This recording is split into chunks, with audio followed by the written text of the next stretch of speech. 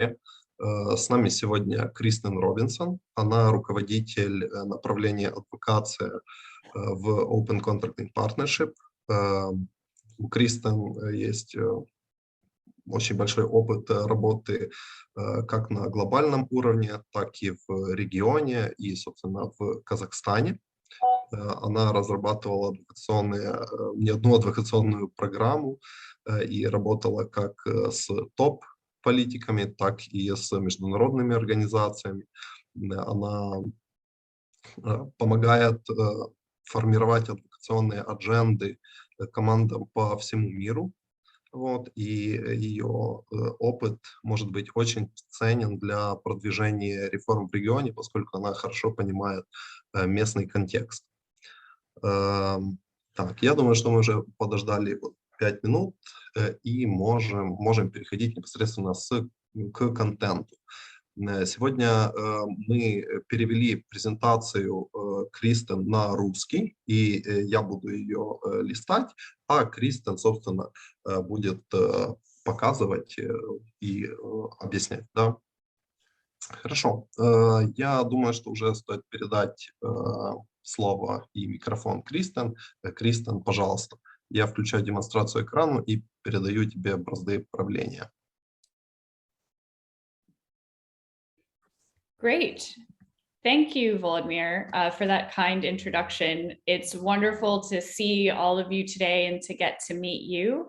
Yeah, on the title slide is my email address, which, Volodymyr, if you wouldn't mind at some point pasting it into chat, you're all welcome to email me at any time. My door is always open. So even after this presentation or in a few months' time, if you have a question and you think, or even just a complaint or frustration in your advocacy you would like to share with someone, I'm always here to listen and talk. So do reach out to me directly at any time.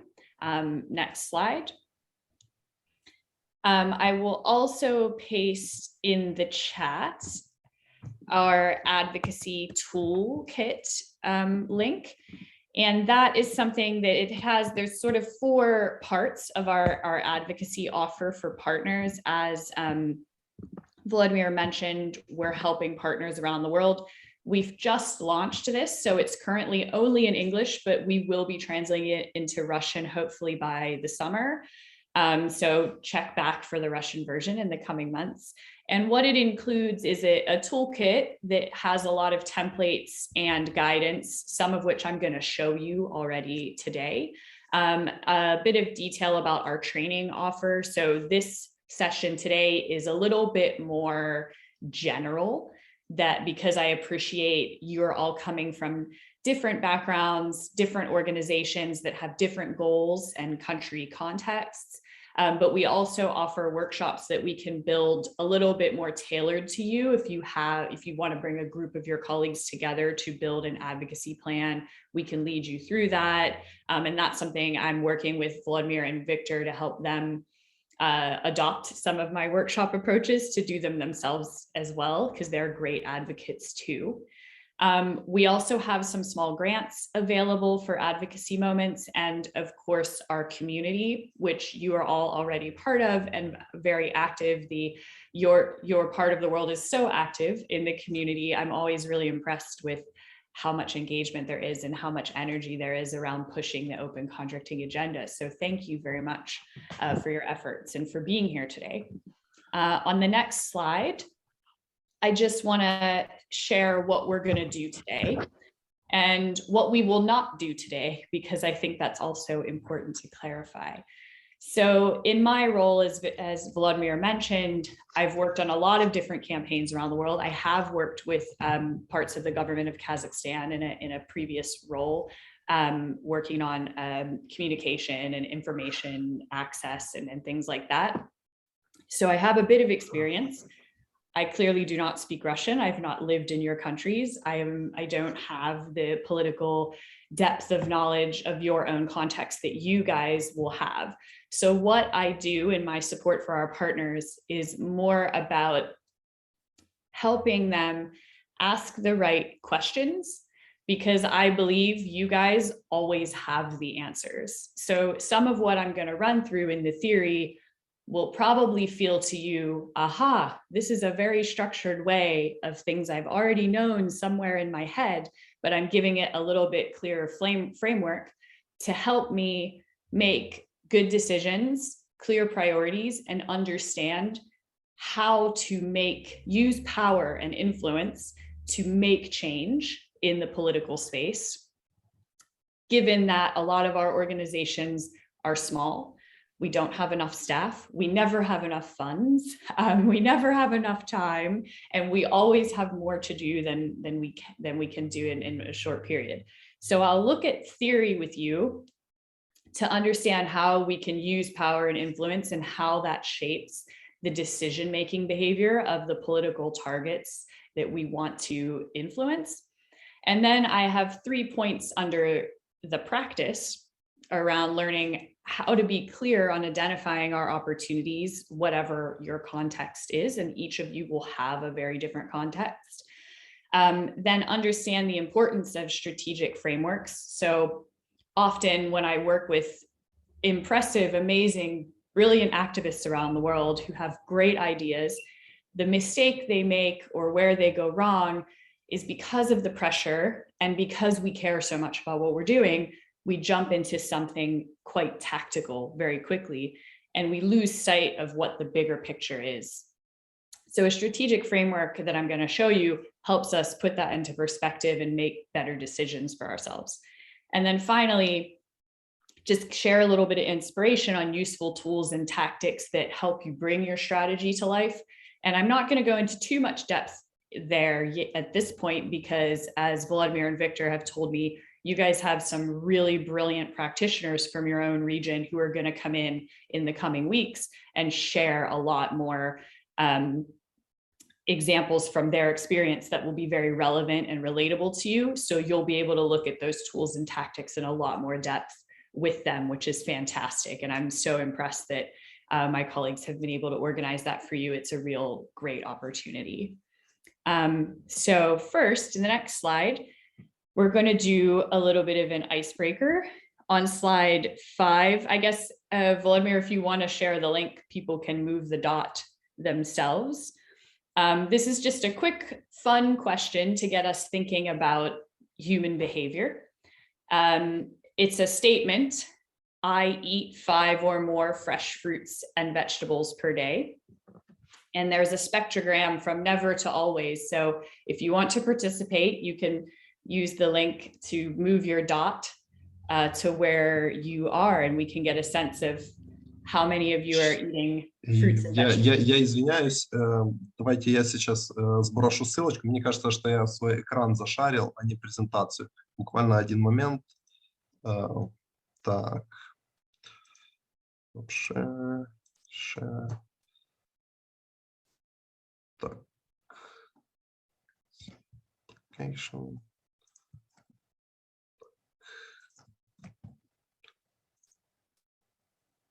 Thanks, Vladimir. So we'll give you guys 2 minutes to put your dot.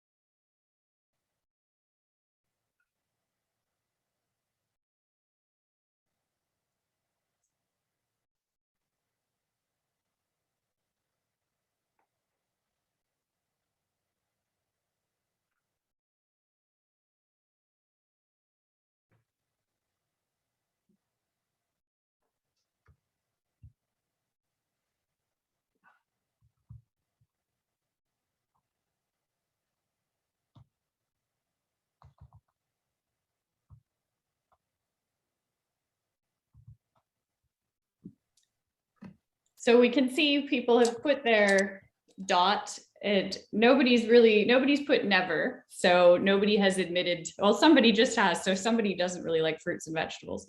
Nobody has put always. And the reason I do this exercise is because we're going to look at how humans make decisions. Кристина, здесь данные упражнения выглядят как бы очень категоричными, потому что бывают те дни, где я ем больше в году более чем 5. А есть те дни, где я не ем.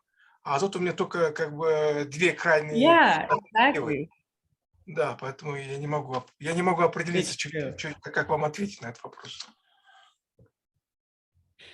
That's okay. I think your feedback is still really useful because it demonstrates exactly the effect that I want to show here, which is that there are many things in life that we know we should do every day.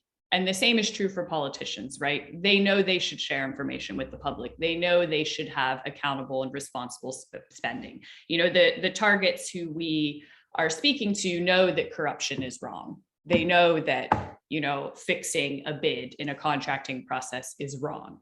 The same that we know not getting 5 fruits and vegetables every day is bad for our health because there's been so much research and doctors and experts tell us this all the time. And yet we still don't do it every day. So my question for us is, when you're thinking about your fruits and vegetables, so when you're thinking about what you eat every day and why it changes, you probably have some good reasons why you don't. Maybe you were in a hurry because you have family obligations and it was easier to grab a hamburger or a fast food item. Maybe you're feeling stressed that day. So instead you buy a sweet pastry or something like a cake because it makes you feel good. And what I want to show us in the next slide under the theory. So if you go to slide 7, Volodymyr, there's these questions around what drives our behavior, our choices, and our priorities. And we make little decisions every day. What we eat, do we get enough sleep? Do we exercise? Do we work the 8 hours we're supposed to spend in the office, or are we distracted by something else? And the people that we're targeting, who we want to improve government for us, who we want to adopt open contracting, who we want to make reforms, they're people like us and they make decisions every day. And I've got a series of factors here that impact our decisions. So I'm going to run through them. And then we can have a discussion about how we can use that information, thinking about our stakeholders to influence their behavior. So on slide 8, the first one is habits. Often we don't do healthy things because we have bad habits. I'm going to make a confession. I eat a cookie for breakfast every day. I have a terrible breakfast routine, but I always wake up and have sugar. I know it's bad for me. It's probably rotting my teeth, but I do it because it's what I do every day. Truth, confession. So often when you're talking to government stakeholders, one of the first things you will hear when you ask them to make a change and do things better is, well, this is the way we've always done it. We can't implement that contracting process because we've always done it this way. We're going to upset people if we change things. You know, humans are very resistant to change. So we have to be really clear in understanding the habits that determine a lot of what our political stakeholders, whether that's elected or officials or political types, or that's more your bureaucrats and your regulators. On the next slide, the other thing that's very powerful is your feeling and your intuition. So there's a famous quote by an American activist that says, "I've learned that people will forget what you said, they will forget what you did, but they will never forget how you made them feel." And that's something I think often when we go into a meeting and we're asking a stakeholder to do something for us, we tend to walk in and argue with them based on facts and process and data. But really, we forget to think, how do we make this person excited about what we want to do? How do we make them see the opportunity, the energy behind what we're asking them to do, how it could be positive for them? We don't always think about how we want that politician or that regulator or bureaucrat to feel. Sometimes as activists, we go in and we actually make these people feel pretty horrible because we talk to them about everything they're doing wrong, because that's our job, is to tell them what they're doing wrong and what needs to be better. So that dynamic of human emotion and engaging with them is an important one to have in our mind. How do we turn this conversation, even though it's difficult, into something that people can walk away feeling a little bit, at least okay about. The third thing that motivates people's behavior is their core values. So a lot of politicians, a lot of bureaucrats, when they're making decisions about policy, there's a lot going on under the mask, as it were, that we don't see. That might be values around their career, their family, their religious beliefs, how much they value money and success or their reputation. So there's going to be a lot of values at play as well in how they make these decisions. On the next slide, we also want to take a moment to consider the environment they're operating in. If you're talking to someone in your procurement agency whose boss has just been fired over a political scandal, that is a very different situation than a person working in the procurement agency where the boss is well respected and the government has a good relationship with him or her. So those environments can really change, if you're sitting in a room like this poor woman that's a disaster zone, or if you're sitting in a room that's very calm and clean and organized, that's going to impact your decisions.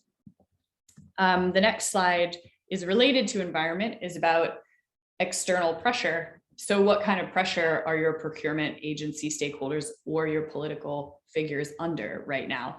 I'm American, and I do a lot of work with, I'm American and British, dual. And right now in my countries, we're facing an election in November in the US, which has made my job in advocacy in the United States much more difficult because of the election cycle and the uncertainty it creates. And in the United Kingdom, our Prime Minister has just been accused of criminal charges around COVID violations that has created an environment of low trust and anger amongst the public. And we're trying to pass a procurement legislation right now. But if he's forced to resign, my entire government could collapse, and that opportunity to do that open contracting reform could be at risk. So the external pressure and those environments can very quickly change the decision-making capabilities of the people I'm trying to get to implement the open contracting reform. And then finally, the last thing that influences decisions are new facts, information, and logic. And I think what I've learned over 15 years of doing this job in many countries and environments and institutions is that often the facts and figures I've prepared are the least effective way of getting someone to do what I want them to do, which is counterintuitive because we all like to believe that we're smart, that we respond to facts, that we respond to logic, that we make good decisions. But the truth is, a lot of the decisions we make are first made with our heart and our gut instinct, second with our rational brain. And so that's something I like to walk all of the people through that I work with, to take a moment and think about when we're building an advocacy message, a campaign for change, when we're thinking about those stakeholders in government who we want to influence. Are we walking in with a list of numbers and cold facts? Sure, that's important, but how are we engaging with them on these other levels and in these other ways that really tap into their priorities, their values, their fears, their hopes, their own career progression? A lot of times, one of the biggest barriers to change is the fact that a procurement official is afraid of how it will affect their career prospects. So if we want to be smart, we have to think about these things too. And I'll pause there. The next section is looking a little bit at power and how we take decision-making psychology and apply it to power and influence. But just in case anybody has a question or a reflection on decision-making and the things that we need to consider as advocates in how our stakeholders make their decisions.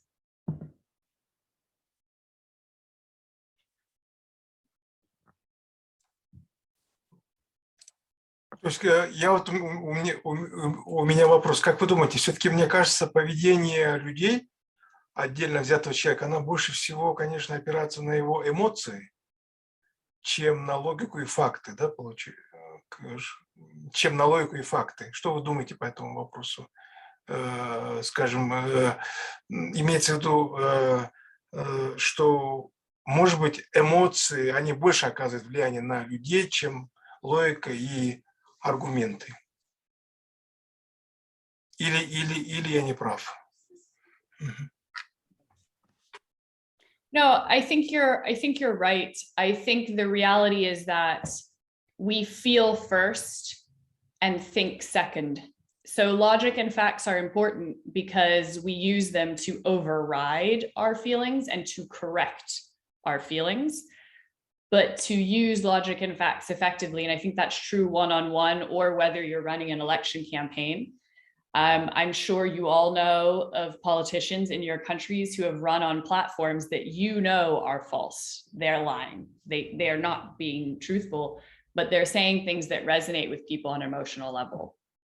And so that's something we can observe and understand. Okay, so facts are important, and people do make decisions on logic, but they don't do it on those things alone. So how do we make sure that the story we are telling about open contracting and open government isn't just about how much money we'll save or how many more contracts, how much data we publish? It's not about how many contracts are open. It's about lives that are saved, improvements to public infrastructure, things that people see, they feel, right? It's understanding how do we take those facts and figures and bring a human element next to it so that people see, okay, it's not just about saving money and publishing more data, it's about having a better life and a better relationship with the money we're giving to the government and how it's spent.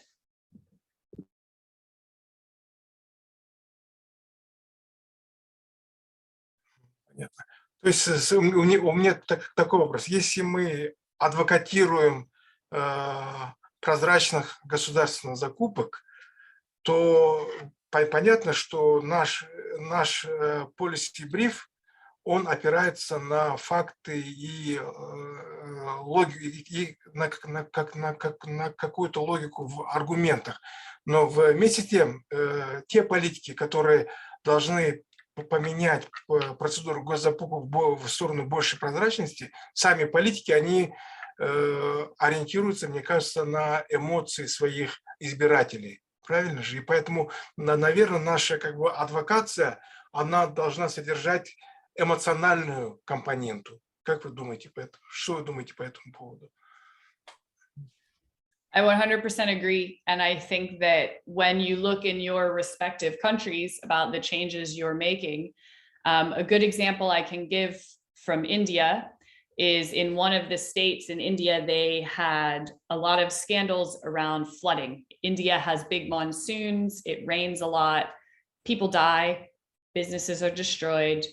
And unfortunately, because of inequality in the country, in that region, areas with wealthy residents have better flood infrastructure than the poor areas. It's a common story all over the world. So an organization I work with there had this brilliant idea to use procurement data and environment and infrastructure data to map investment in flood prevention.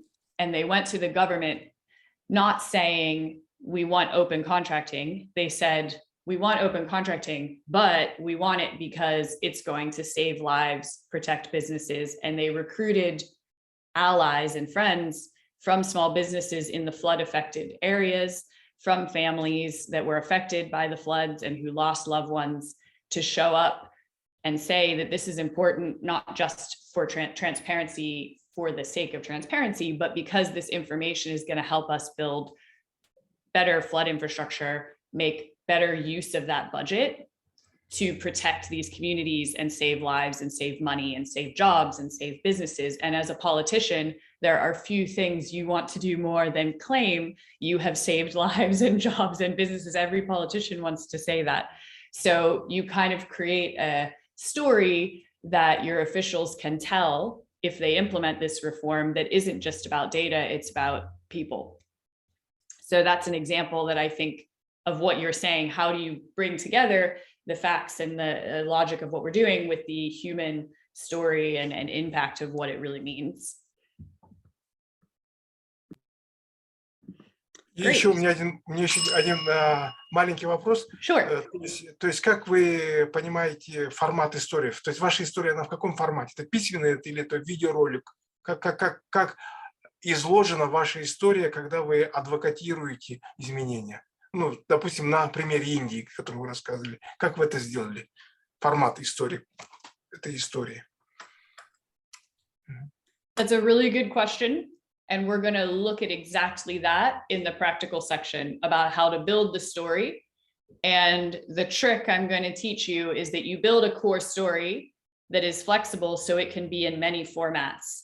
And you become clever about, okay, I have this core story. I'm going to tell it as a briefing note, as a speech, as an event, as a piece of art, as a film, as a social media. And you learn how to, you become very fast and effective at taking that story and mapping it to whatever channel or tactic fits your audience. Because at the end of the day, it doesn't matter whether someone hears that message on Twitter or Facebook or vContact or a website or at a protest. What matters is that they get the message where they are. You kind of take it to people where they are. So we're going to look exactly at how to do that in the second half of this. So great question.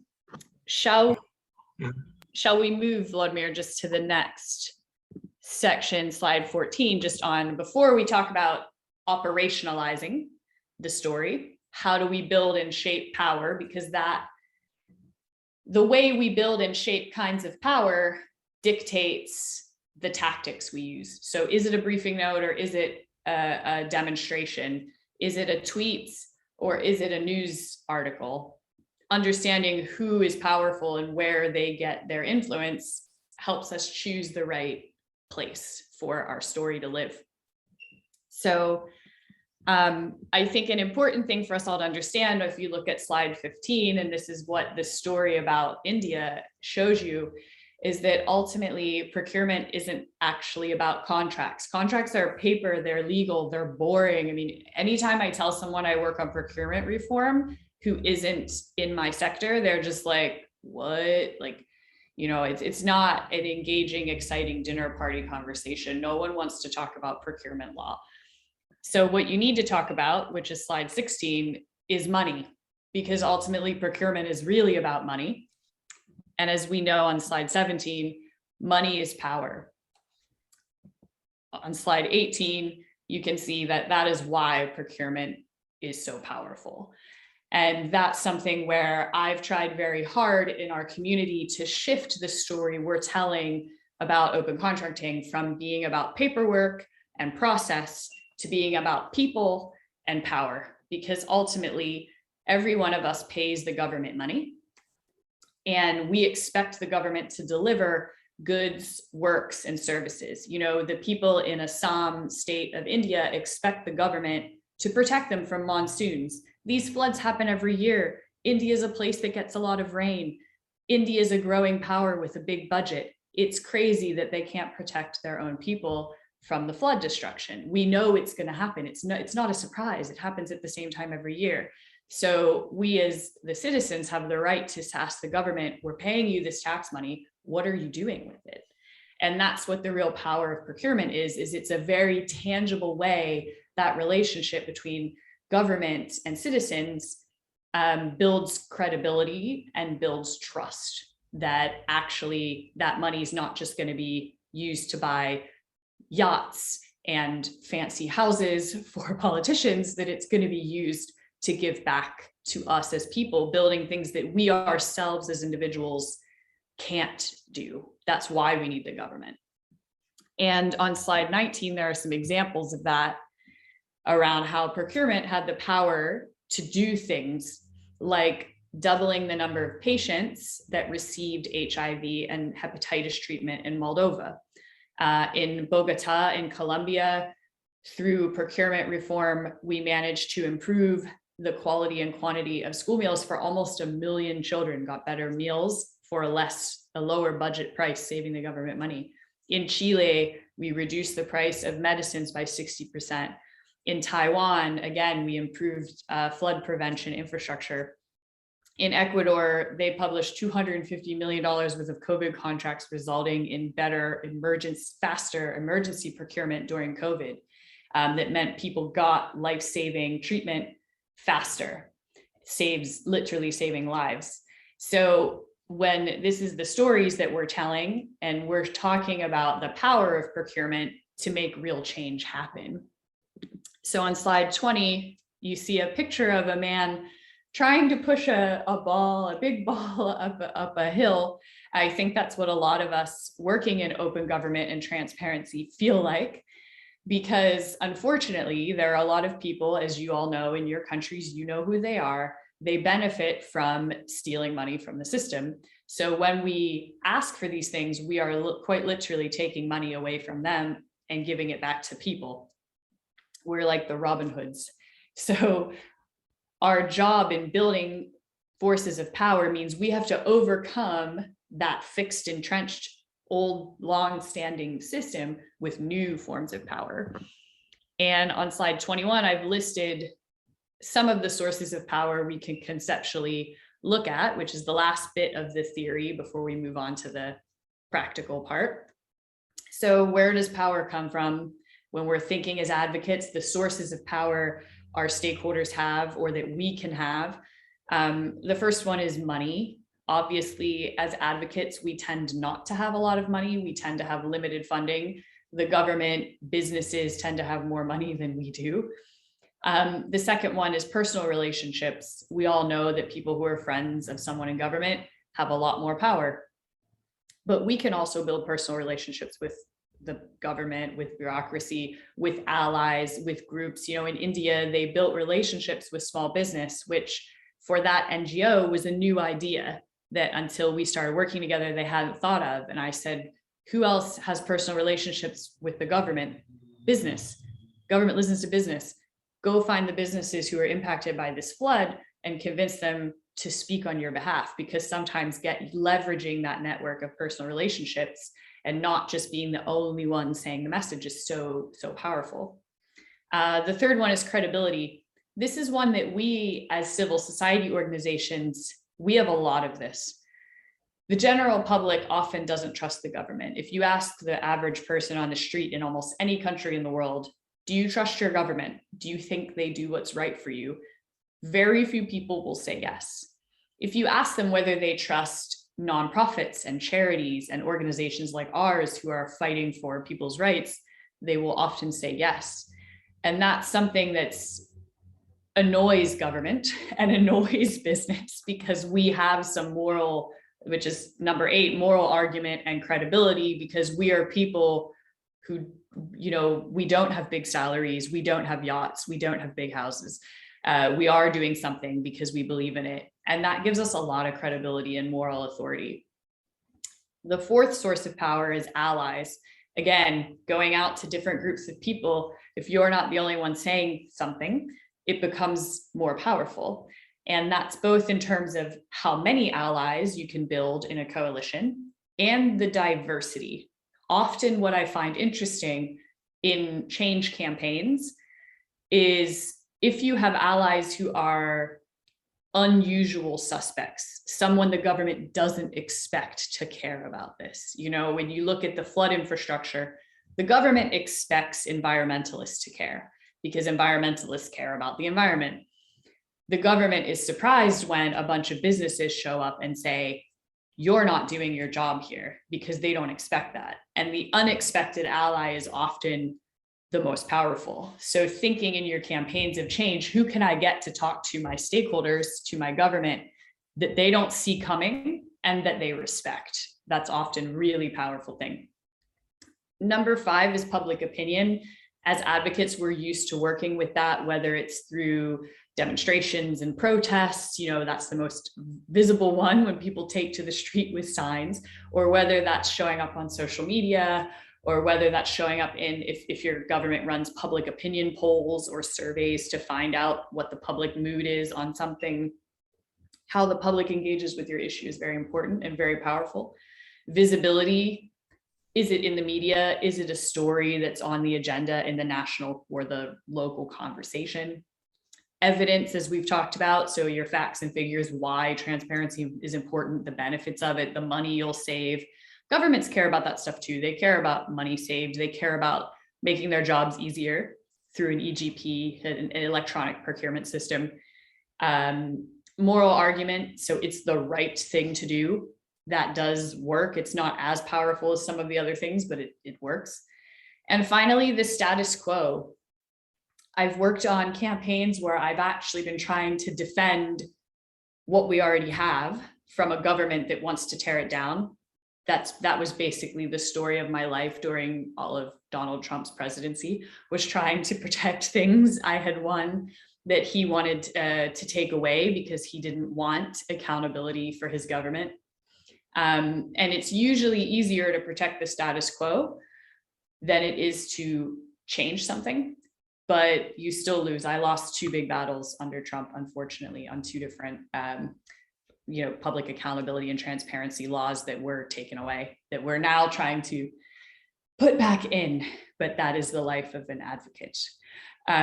So I'll stop there before we move on to the practice. We're on schedule, so that's great. Does anyone have questions about the theory around decision-making and sources of power before we move on to how we make this real and make this happen?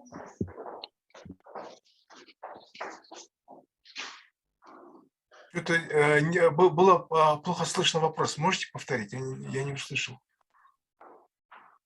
Да, есть вопросы. Кристен, вы работали в такой... У вас как бы большой опыт по адвокации изменений в Индии. И у меня вопрос следующий. То есть сама вообще как бы обстановка в Индии, общество, она очень известна своей протекционистской политикой. Допустим, понятно, что я имею в виду, что если ты хочешь там заниматься бизнесом, то нужно иметь много друзей в правительстве, в парламенте, есть очень сильный лоббизм. И вот с точки зрения, если в обществе очень высокий уровень протекционизма, то на примере вашей работы в Индии это был положительный фактор или был отрицательный фактор в реализации проектов по адвокации? I think, and what I understand what you're saying by protectionism is often those existing entrenched interests, the existing networks of relationships, patronage. I would say that they are a frustrating factor in what you're doing. And it really depends on whether those relationships, the people who hold those existing relationships, are on your side or against your side. If they're on your side and they see a benefit to greater transparency, and I would say the same thing is true in the United States. We have a very powerful lobbying system and system of corporate interests influencing the government. If they agree with you, it can be really helpful. If they don't agree with you, it can make your life absolute nightmare. So you have to very carefully analyze those protectionists, those people protecting the status quo, and identify for yourself, if I'm trying to change the system, there are certain people who benefit from that system so much that the best I'm going to be able to manage is neutralizing them, like keeping them away from what I'm trying to do, or keeping them neutral, because if they come out against what I'm trying to do, it becomes very difficult to overcome them without building a lot of public opinion and outcry and sort of building other sources of power. So that's why thinking about power is so important. I used to work on, I see here that the Digital Society Foundation, I used to work on issues around internet and personal data regulation in the United States. I worked for an organization that fought big technology companies. I have had direct arguments with Facebook and Google and similar organizations, the big tech, about how we regulate personal data and access to the internet. And interestingly, sometimes the technology companies would agree with what we saw as digital rights and protection of people's human rights online. Other times, their business objectives were not aligned with us. And when that happened, I would have to look for other places to build relationships with. So sometimes I would go to big businesses that are not online platforms, like Walmart, for example, which is a big series of department stores in the United States that's very powerful as well. So I would get them to see my point of view on things. I would also target specific congressmen in the United States Congress who were skeptical of technology and brief them in and get them to be very vocal against technology companies. So I had a very interesting relationship with those technology companies because sometimes they were of the same point of view as me. Other times I was openly criticizing them very aggressively in the news and in Congress. And that's part of, I think, the game of advocacy and trying to work with different types of power. I hope that helps.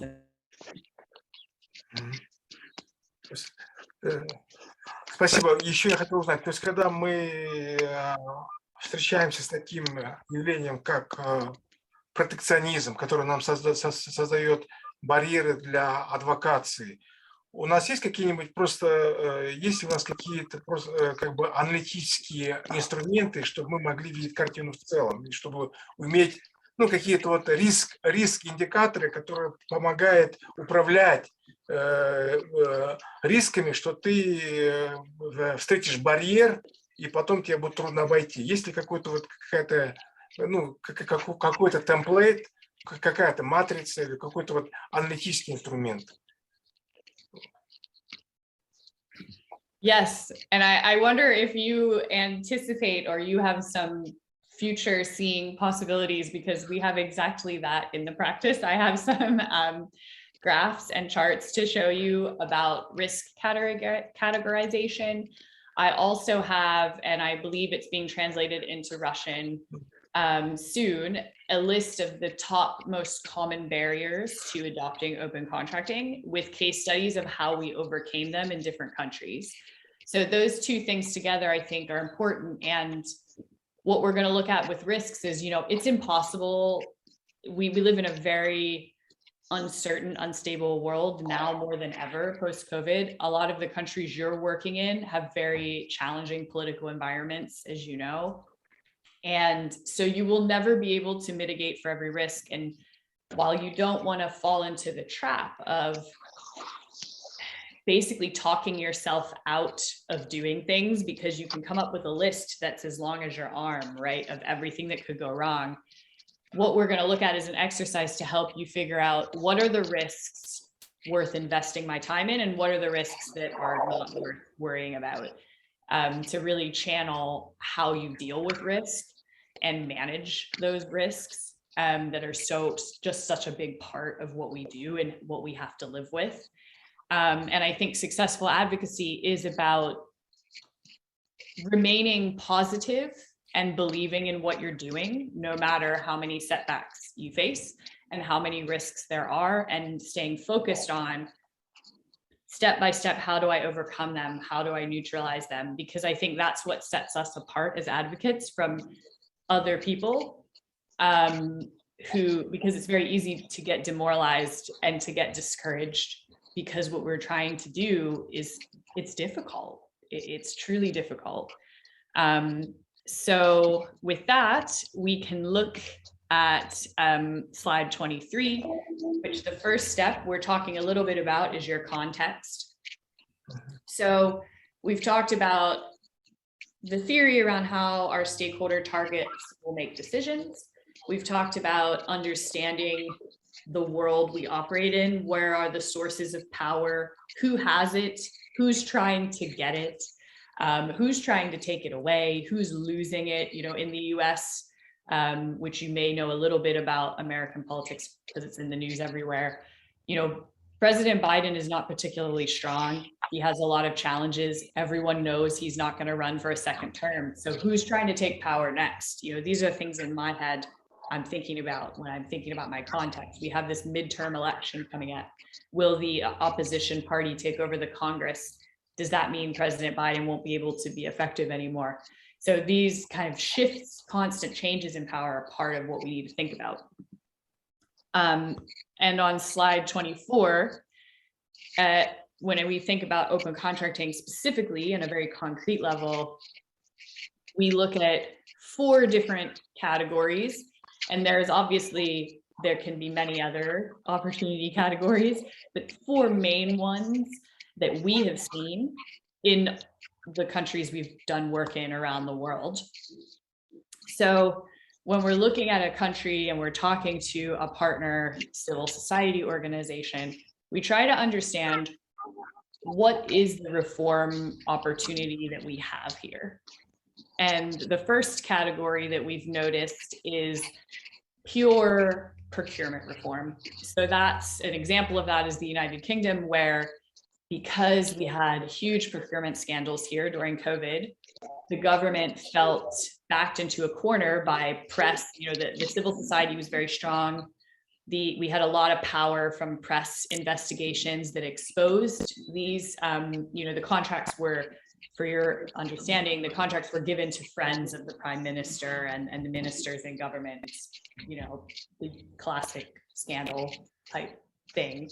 A lot of contracts were given to companies that didn't have experience, and you know, they didn't deliver the masks and the equipment to the quality standard that was required. All of these problems. So we had a lot of media investigation, and the public opinion about this was very, very negative and upset. So the government said, okay, we're going to reform the whole procurement system. And for us, obviously, as open contracting advocates, that's a really big opportunity to say, okay, we're going to do the whole thing over. And there are a few countries around the world. South Africa is another one. Romania is one. Chile is one, where after COVID, we've seen this opportunity to just do a whole procurement overhaul. It's sort of makeover total from start to finish. That's obviously a really good opportunity when it happens for us, but it's a very difficult one as small civil society organizations to create on our own. It really tends to come out of a scandal or something really bad happening where the government has no choice but to start over in their procurement reform. The second category we see is what we call more broad transparency reform.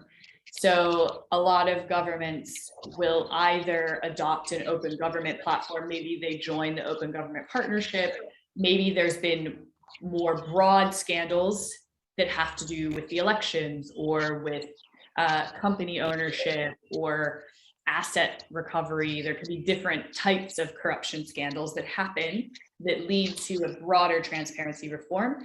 And then as open contracting advocates, we insert procurement as part of that.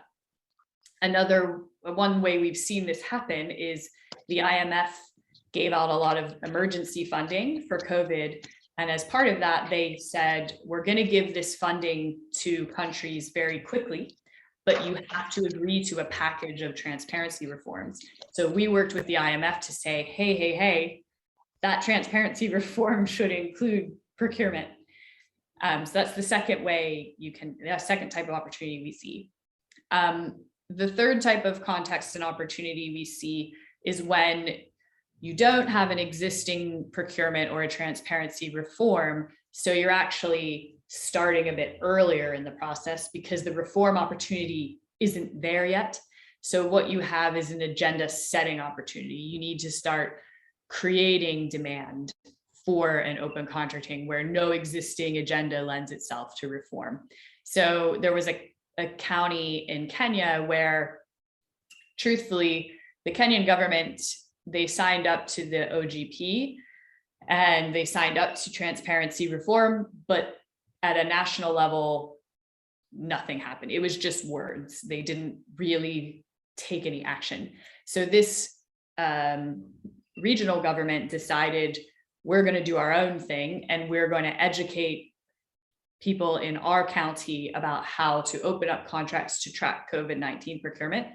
So while all of this stuff is happening, nothing's happening at the national level, we're going to do something here for ourselves. We're going to set our own agenda and then use that. National advocates used that example to educate the national government. So you kind of have to set your own agenda in those situations. The fourth context that we identified that comes up a lot is agenda expansion. So, for example, in the European Union, there is a really big focus on environmental sustainability. So a country like Lithuania in the Baltics, they care a lot about green procurement. So what we have done is talk to them about open contracting reform, but also using that contract data as a way to achieve environmentally sustainable purchasing. And for them, the real prize is green procurement and being more environmentally friendly in how they spend their money. But through that vehicle, we're getting our open contracting reform. So if you can take an existing agenda like gender or environment or economic growth, another one we see in US cities is often competition from small businesses. The city wants to buy local, for example, and they want to buy from local small businesses. We will say, we can help you do that. Did you know that transparency of data will help you know who you're buying from and make sure that you can buy from more local suppliers? And that happens a lot. I think in your part of the world, there are a lot of governments who are concerned with national security, who don't want to buy from foreign suppliers or who don't want to buy from suppliers they can't trust. You can use that agenda to your advantage and expand it. And the stakeholders you're talking to, what they care about is national security. What they care about is knowing their suppliers. And by the way, achieving that goal includes more transparency and open contracting. So those are the four general contexts we see. And when we work with CSO partners, we often talk to them, which one of these four opportunities do you think you have? Or is it a combination, perhaps? Every context is different, but we found this framework to be helpful for people in thinking that through. On the next slide, the next three slides, really, I'm going to run through. We're not going to do it. When we work with a CSO partner directly, I do these exercises with them and we spend a lot of time actually writing them out and providing an output for them at the end. I'm just going to show you how to do it. So you can either do it on your own or at any point in future, if you want someone from our team to help you, you can request that and we can make that happen. So when we've thought about our context, our next step is to really run through, we put down every opportunity and every risk we could possibly have. And it may be, for example, I was doing a reform with a group in Romania. The opportunity was there was a new political party that had emerged and won many seats in the parliament, and they had a big transparency platform. So they said, this is great. We're going to make a great relationship with this party. They are going to achieve our dreams for us. They're going to put forward this transparency reform. And then I said, hang on a second. Yes, that is an opportunity, but there's a huge risk if you only build a relationship with this party. What happens when they lose power? What happens when the leader of the party is found out as having an affair with many women and he is publicly disgraced? You know, these things happen, right? These things, politicians come and go. You can't just build a relationship with one party. You need to be thinking 2 steps ahead of what can go wrong. So a risk for you is right now, you're only building a relationship with this political party. And so what they did after we went through many opportunities and many risks in Romania, and one of the biggest risks they identified, if you look at slide, I'll skip to 27, we'll come back to 26. Slide 27, evaluating risk, we mapped all of them. And what we realized is that having only relationship with the transparency friendly party had a high impact and a high likelihood of being a big risk for us, because there was a lot, they were a new party, untested. You know, they didn't have a long track record or an established political base. Romania is a multi-party system, so it changes quite frequently. And if we only focus on that party to pass our procurement reform law and they lose power, the whole advocacy platform is done. We start over from zero. So what we did after we listed those opportunities and risks, we mapped them, how likely it is they're going to happen, low to high. And if they do happen, is it a catastrophic impact or is it a low impact? And once we did that, it was very easy to see anything in that top right-hand quadrant that's high impact and high likelihood. Those are the risks you need to prioritize addressing and saying, okay, these 2 or 3 things are really important. And if you look at the other risks that fall into the other boxes, you know, if you do, you can kind of make a judgment call how many of them you need to focus on. Anything that's unlikely to happen and has a low impact, you can easily say, okay, that's a risk, but it's not worth our time. We don't have enough time to worry about it.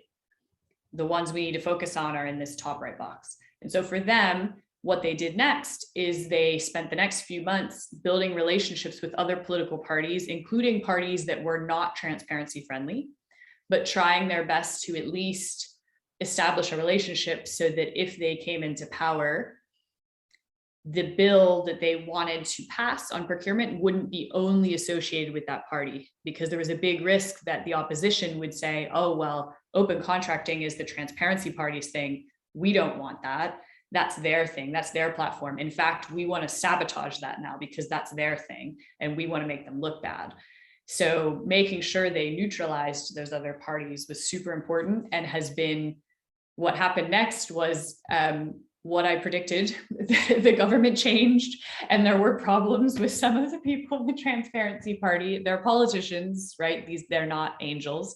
And that happened. They had a change in government, but because they built those relationships with the other parties, the whole campaign was not destroyed. You know, they had to change their campaign and they had to refocus and reassess where they were, but they were able to keep going and to keep pushing for a procurement bill. The idea of getting a procurement law is not dead because they have other allies. And on slide 26, you can just see when it comes to your opportunities, you do the same thing. So you list all of the opportunities you have. Maybe there's a city who can pilot open contracting for you. Maybe there's a mayor or an MP or a congressperson, you know, an elected official who is very friendly to your agenda.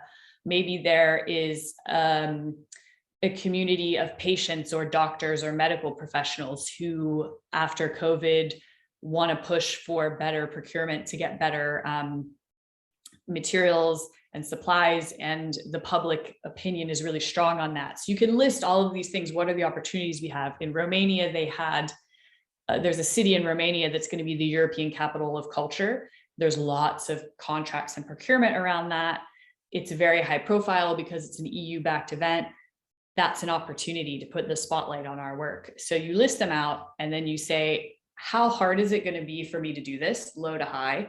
And what's the impact, low to high? And again, anything in the low effort, high impact, you should do because it's easier and it has a high impact. Things that are high impact, high effort, you can do, but maybe you don't want to take on 5 of them because the effort is so high, it's not realistic for your organization. Maybe you pick 1. And anything that's low impact and high effort, we're not going to do, because why would you do something that is low impact and requires a lot of effort from you? And it is interesting when you map these things, it forces you to really think about the time and effort, the likelihood and the impact of the choices that you're making. So on slide 28, I won't read all these questions out to you. Volodymyr shared the slides, so you'll have them for future reference. But there are some discussion questions in our toolkit, and I'll make sure that once that's translated into Russian, we send it to you by email too, so that you know, you get a prompt to know that it's out there for you to use. We have discussion questions, and I have a whole template that's 5 or 6 pages long in the toolkit that walks you through, if you wanted to sit down with your team, what are some questions you should ask yourself? what is a must do, what is a nice to have, how much effort, how much time, and then that starts to help you narrow as an organization, what is worth it for me? There's so much we want to achieve as open government, anti-corruption, and transparency activists. We can't do it all in a day. We can't do it all in a year. We're probably not going to do it all in 10 years either. But what are the things that we are most likely to achieve with the resources we have? And that gives you this focus so that anytime someone says to you, inevitably what happens, you'll have a staff member or a friend or someone say, you should do a social media infographic. You should do an interview with this media outlet. You should do an event with this MP. And we're getting pressured from external people to do very tactical things. And if you have this map about your opportunities and your strategy and what is really the goal, it gives you an impartial way to say yes or no to those things. Because the reality is, I've seen people put hours and hours and hours of their lives into a social media video that 5 people watch, none of them influential or no impact.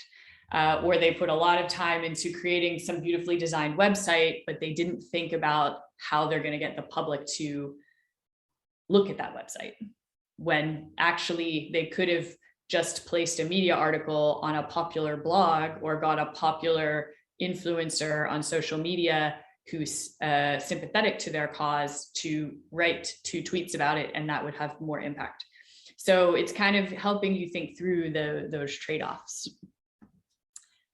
So the next slide, 29. So once we're thinking about our context, and I've kind of started talking to you a little bit about strategy, it's defining your strategy.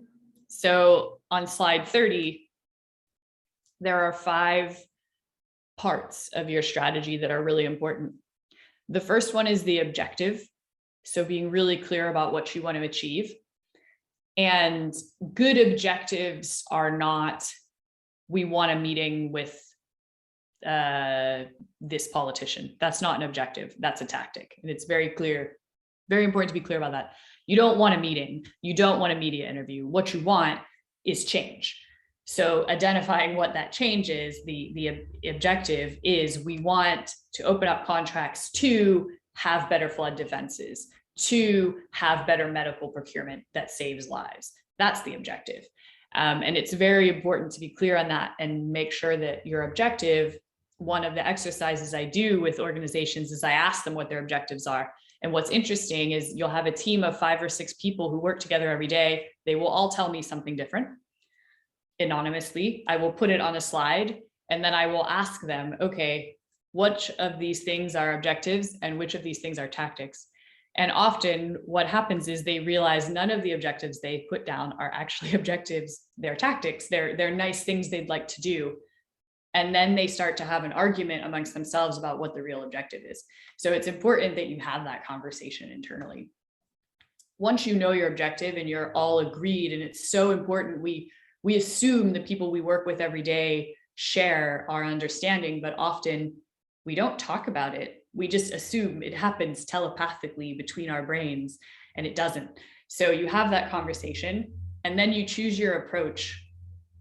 Your strategic approach, strategy documents do not need to be long. It can be a paragraph, 3 or 4 sentences of, our objective is to increase flood defenses through better contracting. And our approach is inserting ourselves into the environment agenda, for example. That's the opportunity we've identified we have in our context. That's enough. The next thing you have is the targets. And there's a link here to a stakeholder map where you can start to think about who are the people that can make that happen for you. So often when we create a stakeholder map, we start to list every government official, every politician, every business owner, every association, every civil society organization, and we end up with this multi-tab list of 1,000 names that's not very useful. What's useful is saying, if I want this procurement data to be opened to improve healthcare outcome, to improve school meals, who is the person who can pick up the phone and make that happen? And what do I want them to say? And that kind of focuses your brain to be less theoretical and more practical of who is the person I want to pick up the phone, who can actually make that decision. And usually your decision makers is a short list of people. It's never more than 10. It's usually 3 to 5 people who actually have the power to change the way procurement happens and to make the decisions you need them to make. The fourth component is a much longer list of stakeholders, which are your allies and influencers. Allies are people that have a reason to fight with you. They are, in the India case, the businesses affected by the floods. Influencers may or may not have an interest in your cause, but your decision makers respect and listen to them. So in the India case, there were some journalists and academics. You know, Indian culture cares a lot about academia, and university professors are held in very high esteem. So there were some academics who were well respected by the government officials who we wanted to influence. Those academics don't live in the flood zone. So whether or not they take up your cause and fight with you kind of depends on their personal values more than their personal impact. But they're very influential. So trying to talk to them and getting them to have an opinion publicly on social media or on a blog about the flood project is a worthwhile tactic for us. So we kind of list our stakeholders instead of thinking about it just here's the government list, here's the business list, here's the academic list. We said, who are the decision makers? Who are the people who are going to fight with us? And who are the people that are going to change the mind of our decision maker because they care about their opinion? The final thing you need to look at, the fifth thing, are your barriers. And that's kind of what you were alluding to in your question is how do you get past these issues, these things that come up, these excuses? Oh, we can't do this. It's too complicated. We already have our IT system in place.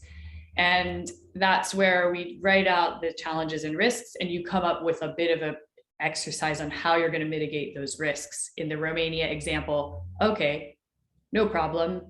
We'll just build relationships with the other political parties. And often when you look at those risks and barriers as problems to solve instead of blockers that prevent you, sometimes some of them are harder to get around than others, but you can start to think about what is my best option. And the barriers, the list of 10 common barriers I mentioned, it's currently only in English, but will be translated, will be a very good resource on that. So the next slide, 31, is just a list of the stakeholders by sector, which I've kind of talked about a little bit in the last slide. And slide 32 is what I was talking about in terms of instead of just thinking about them by sectors, it's about what kind of person they are, how, not their role in terms of their job title, but their role in terms of how they can help you get what you want. And that's the shift in framework that I think is really helpful for us as advocates. On slide 33, I won't read them to you. I'll let you read them in your own time. And there's a link I will post in the chat quickly to the English version of the barriers. You can, in case you want to run it through Google Translate. But these are the top 10 barriers. I asked my team, Vladimir and my team of 20 reformers, what are the common things that governments tell you when they say it can't be done? We can't publish the contracts. We can't have more open data. We can't have more transparency. What's the excuses? We came up with a list of 40 different excuses that they'd heard, all of them they'd heard more than once. These were the 10 most common, because to start with, for our first report on common barriers, we decided to focus on the top 10. I would be curious to know how many of these you guys have, I'm sure you've heard some of them in your countries too. And of course, they're difficult to overcome. Some of these barriers and these concerns government have are legitimate. Some of them are more excuses, in my opinion. Like they vary in how serious of a true concern or true issue they really are. But our barriers report does a good job of, if the government has a concern or an issue that's legitimate, like they're worried about data protection. Data protection is important. I worked on data protection from a digital rights and big tech side for a very long time, but it's not a reason to not have transparent, accountable procurement. It's something that we just need to consider and that we need to work around and say, this isn't a barrier, it's a consideration. So our job as advocates is to take barriers and either bust the myth, prove that it's not a real barrier, or say this isn't a barrier, it's a consideration. And actually, because we're smart people and you can trust us, we've thought about how to deal with this. Here's how it's been handled in other countries. Here's how it's been handled in other contexts. How do we make that happen here? And of course, your situation in Kazakhstan or Kyrgyz Republic or Uzbekistan or Tajikistan will be different. You'll have a different legal framework, different political systems, so you won't be able to copy a Colombian solution or a Ukrainian solution, but you can learn from it. And you can work with the government to say, hey, let's learn from this. Let's see what they've done and let's come up with a solution to address this issue. So that's when you've finished that, you've analyzed your context, you've thought about your strategy, including how to mitigate those barriers and risks that you've anticipated. The next thing you need to do is what we kind of talked about at the beginning on slide 34. That is building a case for change. Another way to look at this is creating a short story you're going to tell. So you've done all of this thinking about here's where we are, here's our strategy. So you could consider it as you've understood the road network, you've decided what kind of car you're going to drive. Now we have to decide how we're going to describe that car, how we're going to convince somebody, a decision maker, to get in the car with us. And to do that, that's a case of persuasion. That's a case of selling the car and the road to say, look, we have this context we operate in. This is the journey we need to go on. This is what the highway looks like. Maybe it has some holes, maybe it has some problems, some bumps, but that's okay because we've picked a really good, sturdy truck that is ready to go on this road. And now I'm going to tell you the story of why you should take this journey with me. And that's how we build our case for change. And so slide 35 just has 3 quick questions that we ask ourselves when we're building this story. Which of our targets' values, going back to all of the motivations for decision making, when we're thinking about the decision makers we want to invite on the journey with us, what do they care about?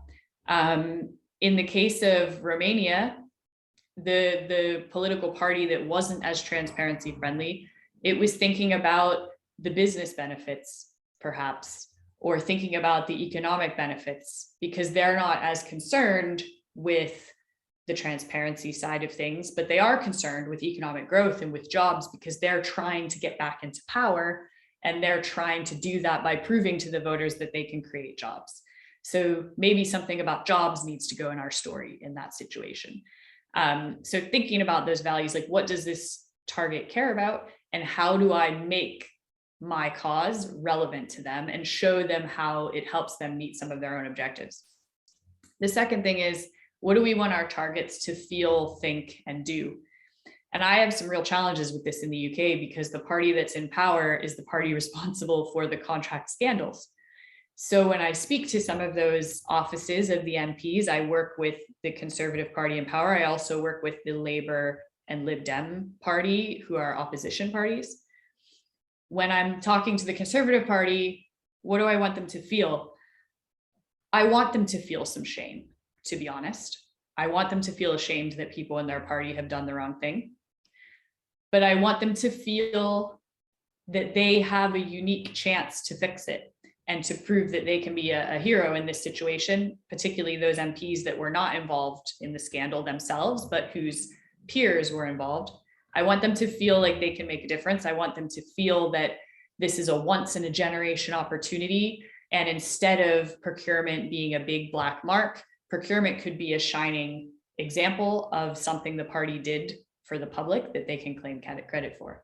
When I talk to the opposition parties, I want them to feel that the procurement bill and the scandal is something that they, as the opposition, can really challenge the ruling party to strengthen. You know, your job as the opposition is to be as tough on the ruling party as possible and force them to make this bill as strong as possible. Don't let them get off easy. I want them to feel like they are empowered and have something to fight for here, that they can tell their voters, hey, we made sure the conservatives didn't get away with this.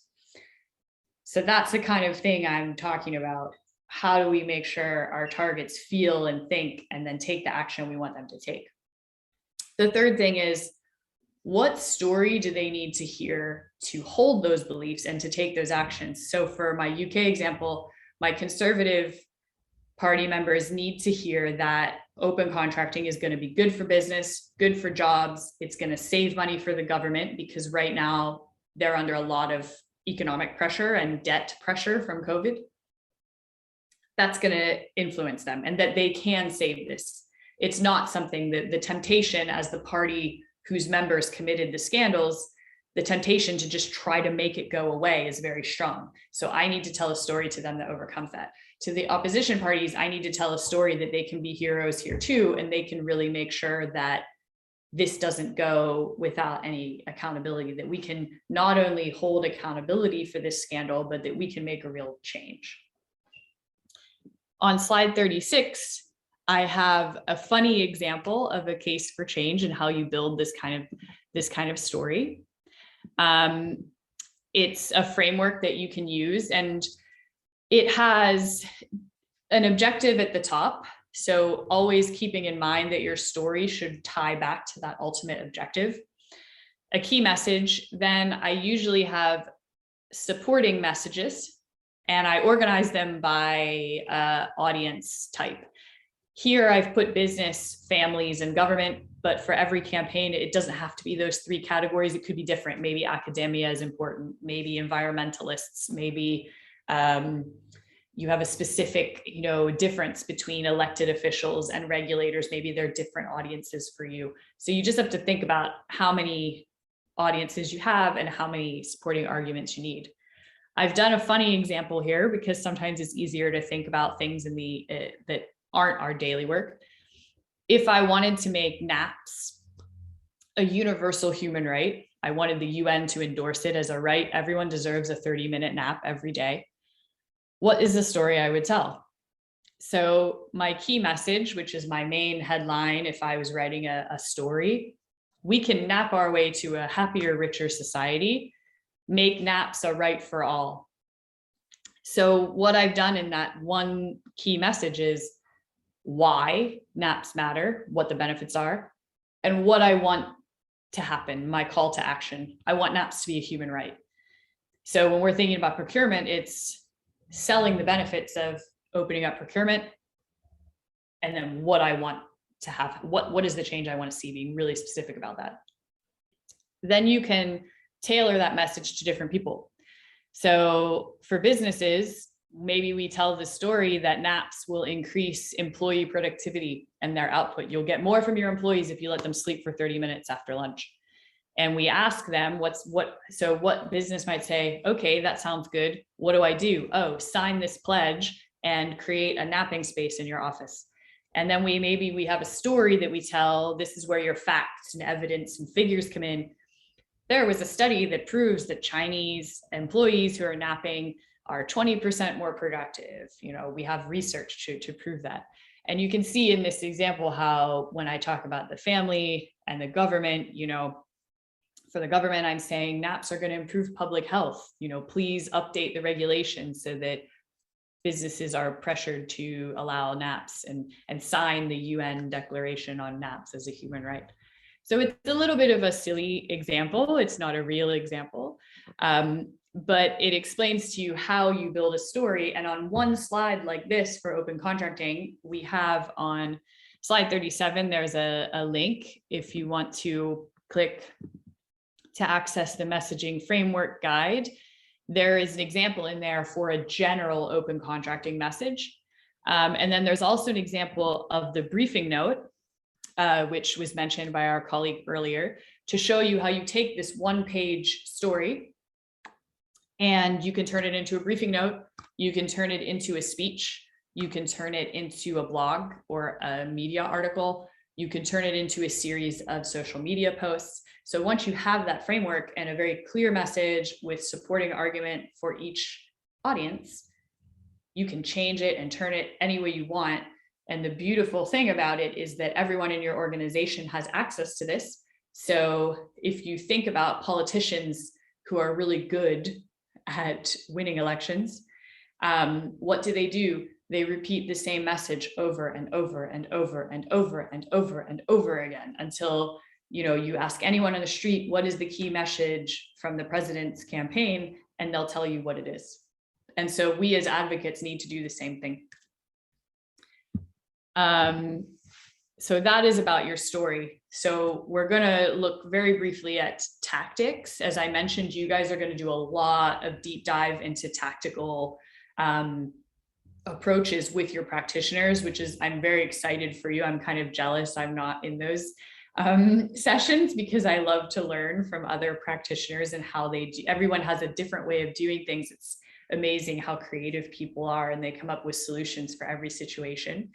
But just to recap where we've come from on the practice, we've identified very clearly what our context is. What does our road look like? Sure. Oh, sorry. Sure. Go for it. We'll do the question first, and then I'll do the last bit. Сейчас, секунду. У меня следующий вопрос. Получается, то есть вот по адвокации изменений на предыдущих слайдах как бы я не видел учета времени. Вот что вы нам, то есть какую лучшую практику по эффективному управлению временем вы нам бы могли посоветовать? Что мы, как нам, потому что от времени очень много зависит в области адвокации. Время – это как бы критический фактор, наверное, да, успеха. Тоже очень, значит. Поэтому я вот хотел спросить у вас. Yes, absolutely. That's a very good question. And it's one that we unpack you're always one step ahead of me. It's brilliant. You're like predicting my presentation in the tactical implementation of your advocacy. There's two things about time that matter. One is how long it takes you to do certain things. Basic example, how long does it take you to create your messaging story? Does it take a day? Does it take a week? That varies depending on the person and the organization. The bigger the NGO, the longer things tend to take because more people want to input. Or how long does it take you to write a briefing note for a regulator? An hour, maybe 2 hours, maybe half a day. It depends on where you are. So there's how long things take, but there's also the timeline of the world around you. And a big mistake we make as advocates is thinking about our timeline internally and not thinking about the external timeline.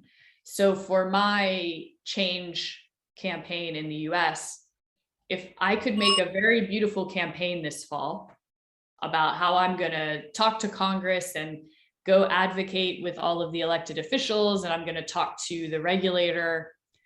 But if I don't think about the election and how that changes the whole landscape, then my campaign is going to fail. So it's a combination of thinking very clearly about when you're doing those matrices about the effort required to mitigate a risk or to take advantage of an opportunity, how much, when we talk about effort, that includes time and money. And also, how much time do I have to do it? Because frankly, there are certain things that if I don't do them by early September, when all of the politicians are in full-on campaign political mode, it's not going to happen till after Christmas, because there's the election in November, there's Christmas in December. So I have from now until the end of September to get some of my goals done. Then it's whatever. I have to wait and see what's going to happen and what government I'm going to have, and then use that to plan my activities in January. So I know I've got from now to September, and I've got to think about both the timeline of external influences, but also how much can I achieve? I'm one person. I have partners in the US. I have a bit of time from a couple people in the US, but I don't have a team of 20 people. Altogether, we're probably the equivalent of 2 or 3 people full time. So, those are the things I have to consider. I also look at the big summits. So one thing I try to do in using the example of the United States is hosting the next UN anti-corruption conference of states parties in a year and a half from now. They're also hosting the Summit for the Americas, which is a big political meeting between North and South America on the democratic agenda. They care a lot about these things. They're international commitments. They're hosting them. So there's a heightened political desire to do something to show that the United States hasn't lost its world leadership, trying to show that. And I know that on the domestic side, because of the elections, nothing is going to happen. Just realistically, things aren't going to happen. So instead, what I'm going to do is channel my focus to these 2 summit preparations, because there, at least on the international level, I can get some commitments. I can build some goodwill. I can also use that with my colleagues in Latin America who are pushing agendas nationally in a few countries to use the US position to help them achieve their goals. So I try to see where's the overlap. If I do one activity that helps advance a reform in 3 countries, that is much better than 3 activities or 4 activities that only, take a lot more time and are much more divided. Because I know in that timeline, the amount of effort it would take me to make a domestic reform happen in the US before September is just I don't have enough people to do it. So I have to wait until after the election. I have to monitor that situation. So it's very dependent on the context, but it's that combination of how long things take, how many people you have, and also what the world around you, like you have to respond to the world agenda, your country's agenda. You can't, your government's never going to run to your timeline. We have to run to their timeline. So I think in the next bit of the presentation that will show from slide 38, a little bit of that. What I mean, slide 39, everybody loves the ocean, right? Well, most people do. I love the ocean. I surf, I scuba dive. I love to be out in the water. I wish I was a mermaid in my next life. But, we love to sit by the ocean when the sea is calm and we can swim and it's safe. There aren't any sharks. We can just enjoy it. Maybe there's a coral reef with beautiful fish. But unfortunately, on slide 40, sometimes we have a much more rough sea. And in my home country, that's the case right now. We have very difficult politics at the moment. And I think COVID has meant around the world, very difficult, rough, uncertain situation. Well, we have a choice to make. We can try to fight that, we can try to fight that and swim against the current. We can give up and drown, or we can get a surfboard. I'm a surfer. I'm sorry for the analogy, but we can get a surfboard and say, it's okay. However big the waves are, we're going to do our best to surf them. And that's an analogy for what I'm talking about, is how you make this campaign. If you look at slide 41, to your question about time, elements of the campaign, the first one, timing.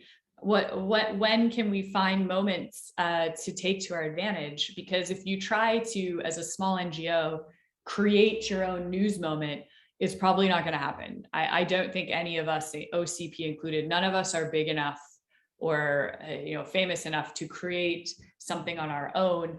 The only time I've seen that happen is when we work with journalists to do big investigations, big investigative work that uncovers a scandal, something like that becomes such big news. But it's very difficult for us. We rarely get the chance to own the timing. We're responding more to surfing the waves. And then looking at our opportunities, our risk and mitigation, thinking about our audiences, and picking the channels, the places we tell our story, instead of expecting an audience to come to our website or to come to our event. more important, I often look at the events where my stakeholders are going to be. I go to them. Where do my stakeholders get information? If they share a lot of information on LinkedIn, I'm going to tell my story on LinkedIn. If they share a lot of information at a particular, in this country, in the United Kingdom where I live, next week there is the Queen's speech. And the Queen gives a big speech every year about the state of the country. She includes a lot of the priorities of the government in her speech. And I have been trying to, hope that procurement will be in her speech because it's very important. And my boss and I are talking about being ready for that moment. And I know all of my stakeholders are going to be paying attention to her speech because it's politically important.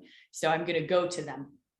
The next thing are your tactics. So that's deciding, are you going to use an event? Are you going to have citizens write letters to government officials?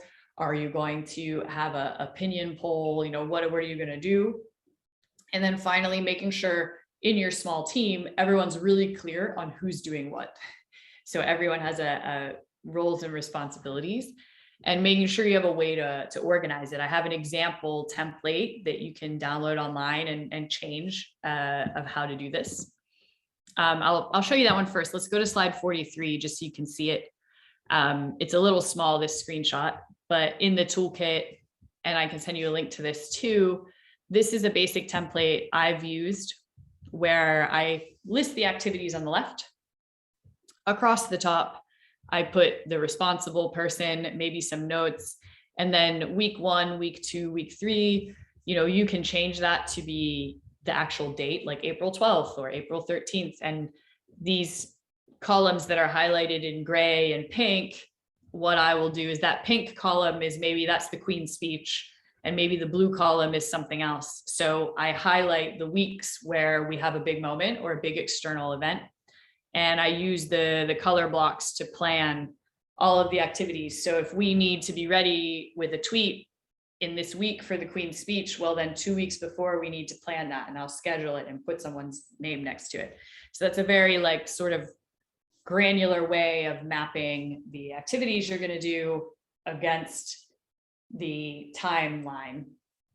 And that captures both when it's going to happen, but also how long it's going to take. So for each of these activities, you need to estimate in your head, can this be done in a week? Does it need 3 weeks?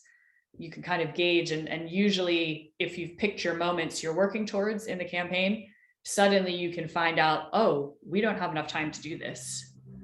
Do we still do this, or do we pick a different thing? Because you're working backwards to see how long it's going to take you. So on slide 42, I've listed 10 tactics. I've mentioned a lot of them already, so I won't get into them in too much detail, and I think your practitioners are going to explore them more. So I won't read them all off to you, but you can see here just some examples of the kind of tactics you can use. But like I said, I'm always impressed with how creative people are and the things that they come up with.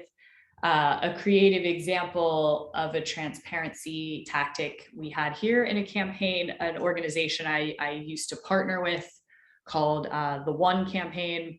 We were working on a company ownership transparency, and a lot of British territories in the Caribbean, in sort of tropical islands, hide money, as you know, from tax evasion. They do it for politicians from your countries too, but those, the Bahamas, Bermuda, the British Virgin Islands, they have a historical colonial connections to the United Kingdom. So what some of my friends did is they dressed up, they covered their face to be anonymous, because a lot of these company registrations are hidden. It's anonymous, so you don't know who has the money.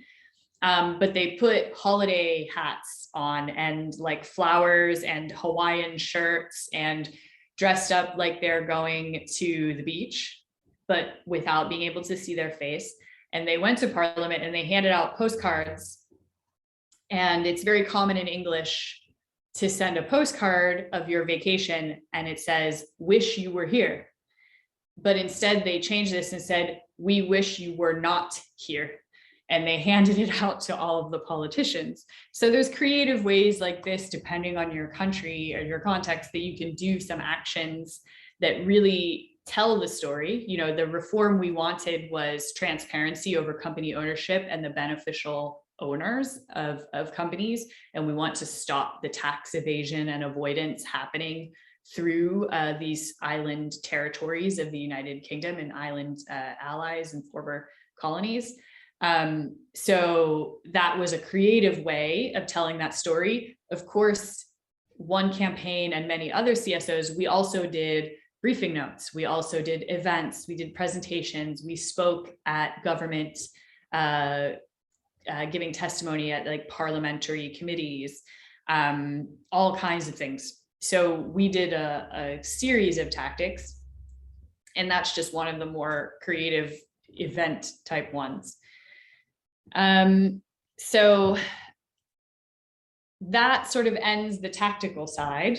So once you've got an idea of what the road looks like, you know what car you're driving, which is your strategy, you've made the case and told the story to get your stakeholders and your decision makers to get in the car with you, well, then you've got to decide how you're going to get there, right? That's the tactics, is what roads, which route you're going to take. And hopefully the destination is reform, and you get to a reform at the end. It's sometimes a bumpy ride. Sometimes you have to change course, or the road is blocked and you have to go another way. But that's ultimately how you think about strategy, power, influence, to get stakeholders to come along with you. And I hope some of these tools and frameworks will be useful for you. There is a case study that I wonder, Vladimir, because we've got 20 minutes left, I don't know if I want to go into it too much, but slide 44, I found the English version. I'm wondering, Vladimir, and you may not have it right this second, but you could send it to people after. I believe that the video for this is in Russian, I think, and that there is a Russian version of the blog. I have the English version here, but I think it's a story worth the participants taking a read of, about how open contracting reformers worked with patient organizations to get better access to data on AIDS and hepatitis treatment and improve how many people were getting the medication and medical procurement they needed. And it's a really powerful example that watching the videos and seeing the actual activists tell their story will be much more powerful than me trying to do it justice. So I just wanted to highlight that and see if we can dig out the Russian version to share. And also say thank you to everyone for listening to me talk for so long. I hope it's been useful. I hope these tools, as I mentioned, you know, it's not me, I'm not able to tell people the answers for their context. It's more about how each of you can learn some frameworks or get some inspiration from things that I've learned to have stronger and better answers yourselves, because I believe that everyone who's working with us in this community has some fantastic ideas and creativity and initiative. I mean, we're all here because we care and we want a better, more open, transparent society that delivers for people. And that's a fantastic thing. It's wonderful we all exist. And I hope to be able to exchange with you on that and to help you in strengthening your advocacy.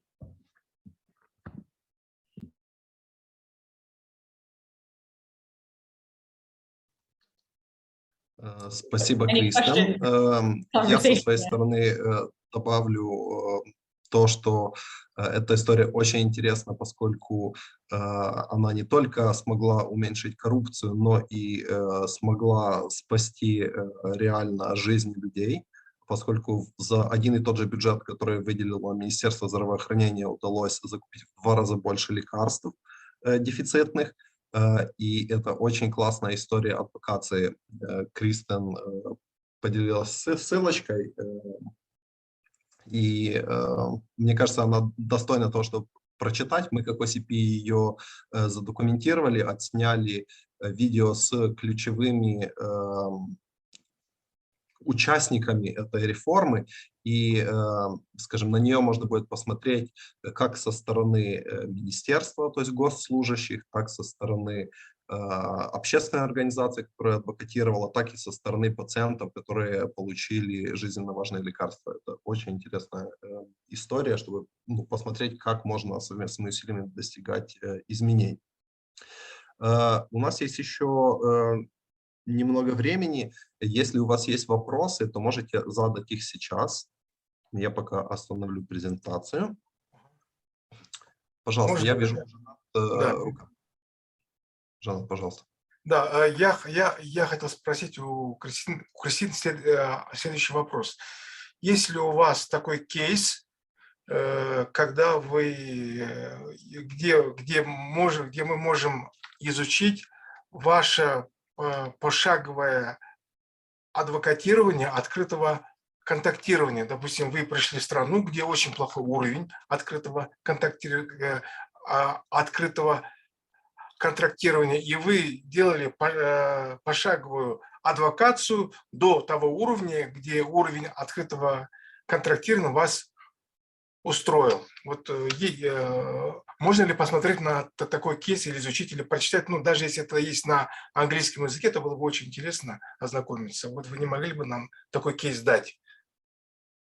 Когда вот ноль, когда ситуация, ну, очень низкий уровень, очень плохая, и вы за какое-то время смогли сделать на достаточно хороший уровень открытость контрактов.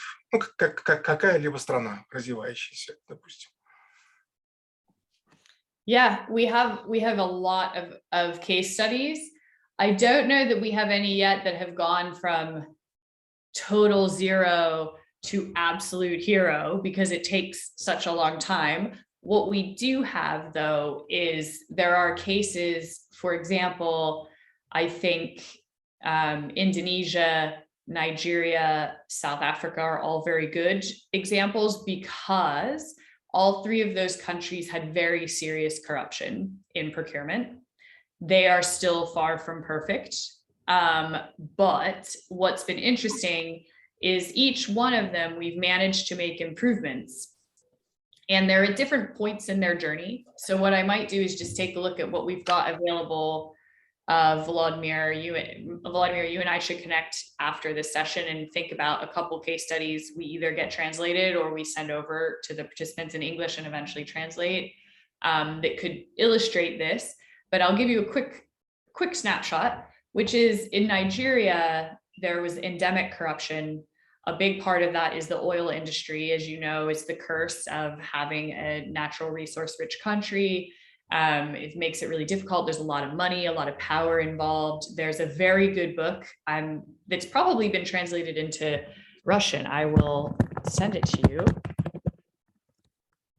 It's called Fighting Corruption is Dangerous by the former finance minister of Nigeria. And she opens the story talking about how her mother was actually kidnapped because she was trying to break up the oil cartels and the kickbacks and the contracts that they had. And that's a story from several years ago. And it's a really good book. It's really worth reading. The lessons she has in that book about doing the work we do, not just on contracting, but generally are phenomenal. And she's really speaking from a place of authority as a person who is working in a very difficult environment with very high corruption and personal risk. I mean, she thought her mother could be killed.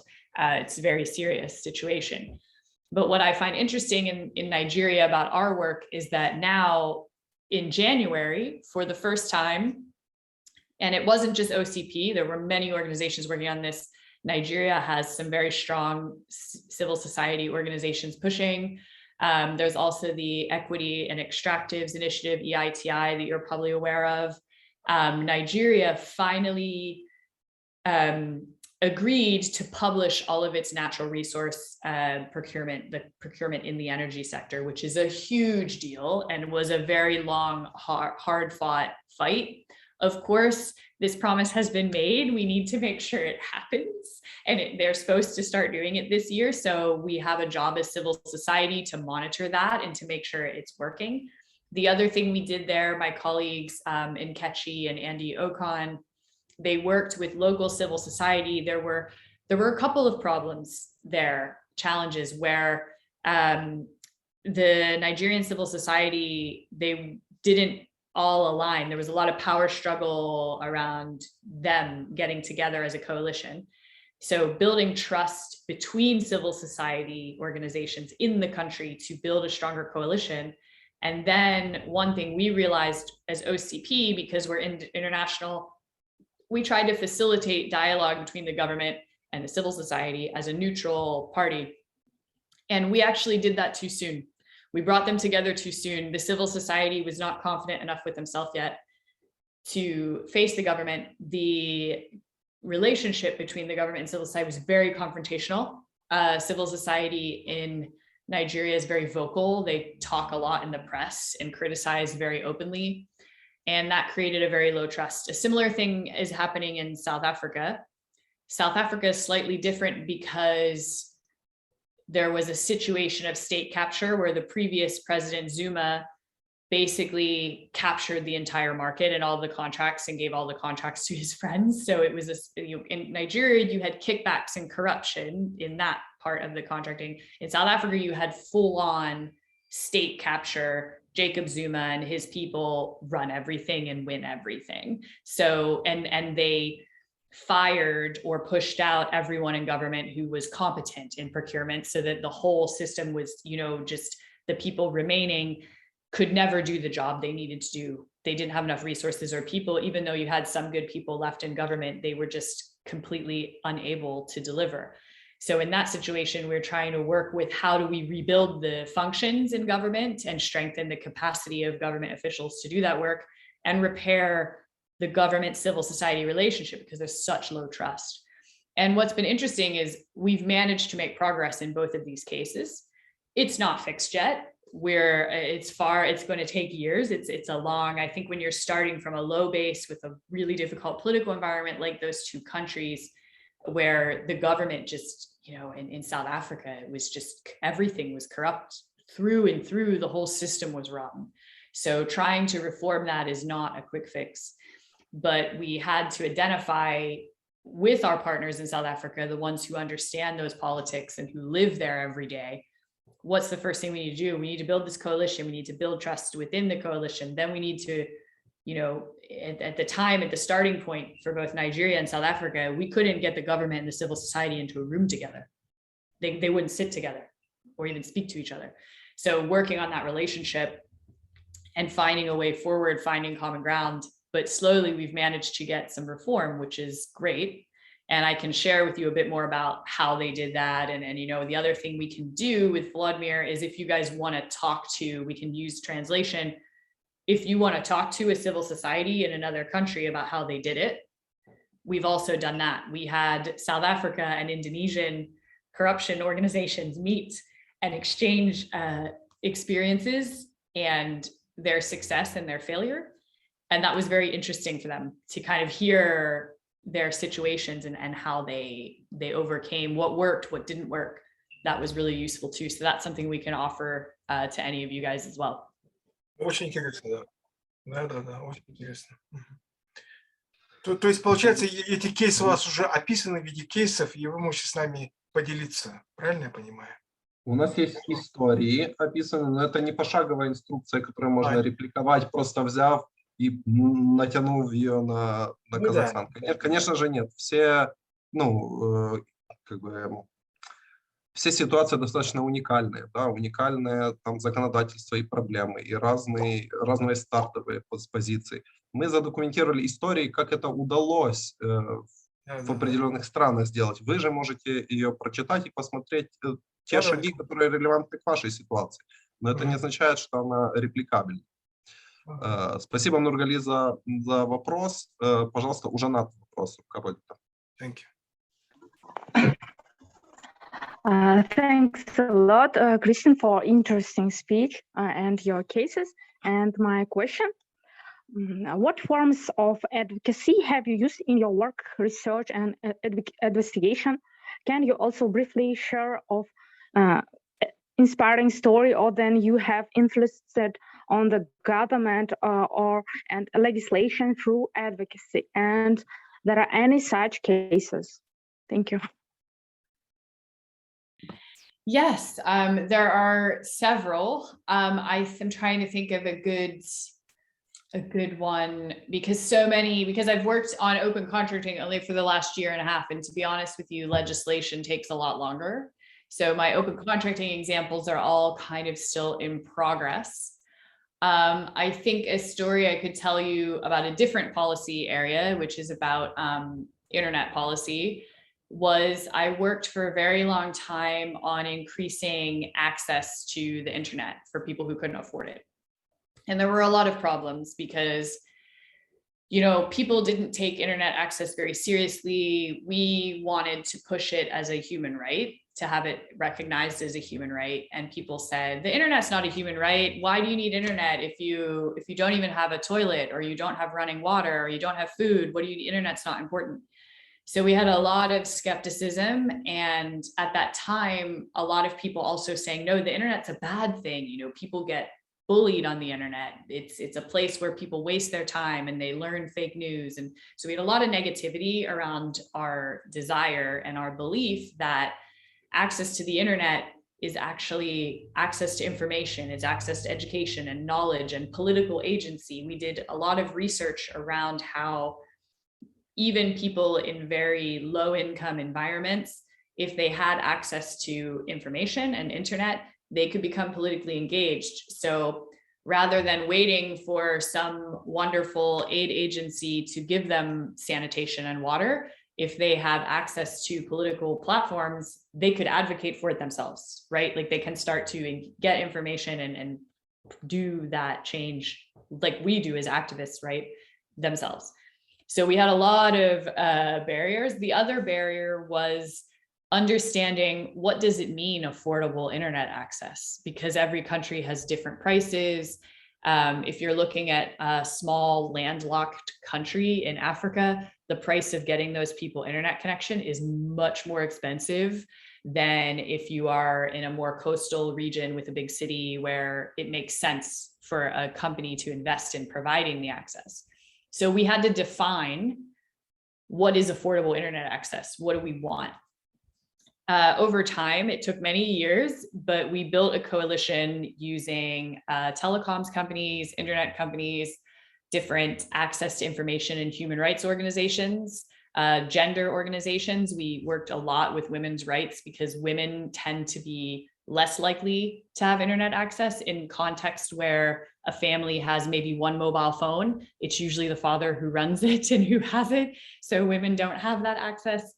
And so we use gender and women's rights arguments as well. And we managed to build a coalition over time that had everybody from Google to UN Women to different country governments to pressure the UN to adopt universal access to internet as a human right.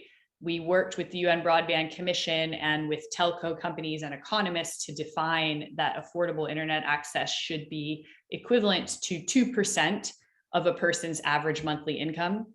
In a country like, in some of the countries in sub-Saharan Africa that I worked with, internet access could cost as much as like 30% of your monthly salary, which compared to someone like me living in the UK where I pay a very low rate for internet, if I think paying $1 in every $3 I earn just to have my internet connection so I can do my job, that's crazy, right? It's very high. And there are many places in the world where that's the case. And so we were successful in that campaign. We got a lot of legislation passed. And since then, many countries around the world have actually used taxes from telecoms companies in these universal service funds to invest in increasing infrastructure and increasing access to internet. But this is like a 10-year battle. And I think that's an important thing to remember, is that all of the change we're trying to make, because it's big, it takes time and there are setbacks, and you will always have people who say, we had people telling us that it wasn't important. We had people telling us that it couldn't be done, that there are going to be islands, countries that will never get internet, and that's just life because it's not economically viable. And we had to make the argument that this isn't about the economy, it's about human rights, and it's about access to participate in global society.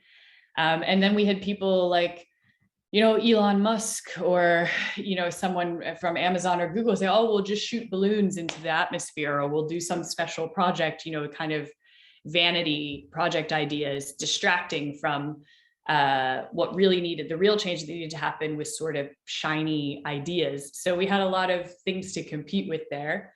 But what I found inspiring about it is when you look at something like internet access that people take for granted, you know, it's like electricity. How many people wake up and say, I'm going to fight for my right to electricity? It's a very abstract thing to get people to feel emotional about. So we really had to run a lot of storytelling around what the internet does for people, connects them. You know, there was a boy in a village in South Africa who kept disappearing for long periods, and his mother kept asking him, where is he going? Where is he getting up to? And we were on a visit in the country doing some internet policy stuff. And we said, well, where was he going? And he said, I go to the internet cafe. It takes me an hour to get there, and I stay there for 2 hours every day. And we said, why are you going there? And he says, because I live in a slum. And when I go to the internet cafe, I don't live in a slum. I have the access to the world. So we use stories like that to explain to people that what we were fighting for, in the same way the flood infrastructure isn't about procurement, that access to the internet is about access to society and opportunity, and really show people the value of that. And that's how we managed to, you know, today, because of the effort, not just of me and my previous organization, but hundreds of people around the world, the UN sees internet access as a human right, and many governments set targets to increase the number of people who have that access. So I hope that's inspiring enough for you. Я извиняюсь, у меня был такой вопрос, сейчас пока время у нас уже очень ограничено. Есть ли у вас проекты по адвокации в изменении в развитых странах? Там в Англии или в США, таких, где... Или пока, или в основном у вас проекты в развивающихся странах, как наши, как Латинская Америка, поэтому... То есть я поэтому хотел бы услышать, то есть есть ли проекты по адвокации изменений в развитых странах? Мой вопрос. Yeah. Yes, we do, is the short answer. And in the interest of time, I think I'll follow up with Volodymyr on just which ones we pick and choose. Obviously, the income level of a country, the economic development level has an impact on the kind of change.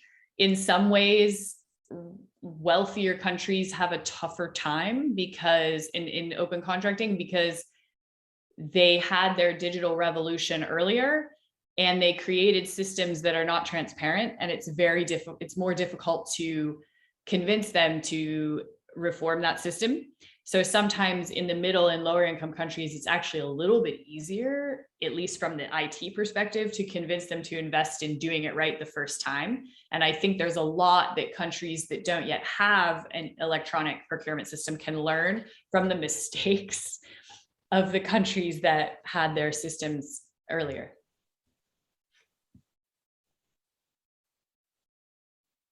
Ну, это какой-то парадокс получается, это какой-то парадокс.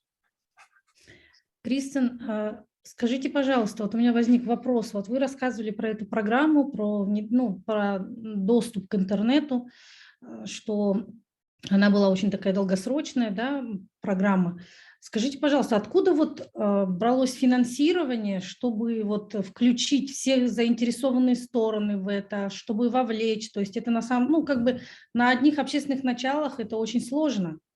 И с другой стороны, например, когда мы говорим о том, что, например, если интернет есть и просто дать кому-то доступ, тут такой вопрос, да, если это касается, например, вообще там нет инфраструктуры, там ее нужно как-то создать, вот эти вопросы можете осветить? Спасибо.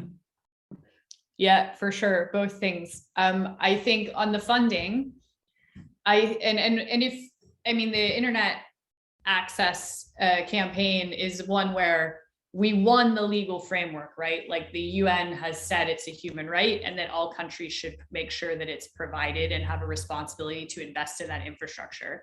So to your point about funding, yes, funding came from many different places. And I think when you are a CSO in your country looking at how you operate in that greater context, whether that's national or global, it's important to look at what are my sources of funding, and who can I partner with? So there's kind of two ways you can get support, right? There's money, and then there's also building coalitions, allies, or exchanges like this, where OCP, I'm not giving you money right now, but I'm giving you my time and my experience that you can use.